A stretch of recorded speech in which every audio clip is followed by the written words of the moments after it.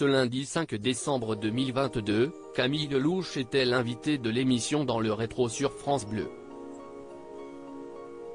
La jeune femme de 36 ans n'a pas su contenir son émotion en évoquant ses grands-parents.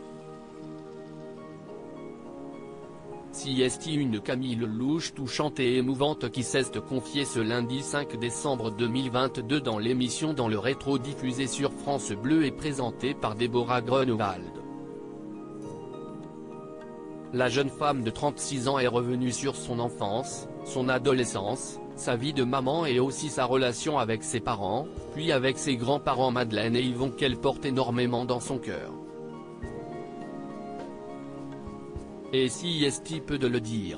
Ce sont mes deuxièmes parents durant l'émission, la jeune femme de 36 ans, devenue maman d'une petite Alma née le 9 octobre 2022, a eu la surprise d'entendre le son d'ambiance du restaurant Le Languedoc situé dans le boulevard du Port-Royal dans le 5e arrondissement de Paris. Un lieu qu'elle connaît bien pour l'avoir fréquenté à plusieurs reprises avec ses grands-parents. À l'évocation de ce lieu cher à ses yeux comme ses grands-parents, Camille Lelouch n'a pas su contenir son émotion.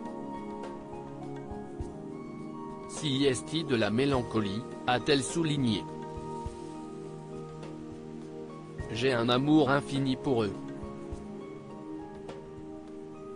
Ce sont mes deuxièmes parents. Ce restaurant, j'y étais encore avant d'accoucher avec mon chéri, parce que j'adore cet endroit et parce que ça me rappelle mes grands-parents.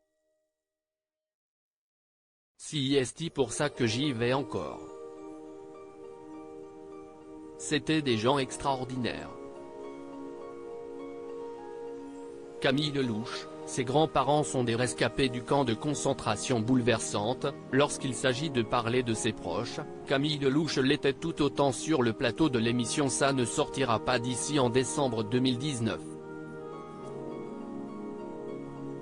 Ses grands-parents sont des rescapés du camp de concentration.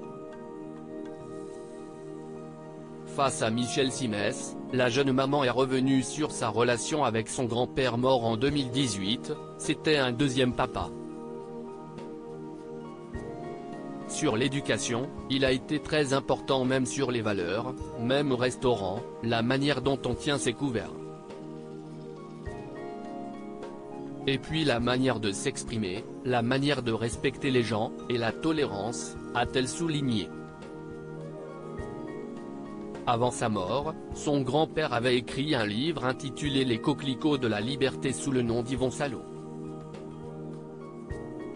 À lire aussi Je passe pour une nana pas sérieuse, au bord des larmes, Fabienne Cara raconte l'histoire de sa grossesse et l'abandon du père de sa fille.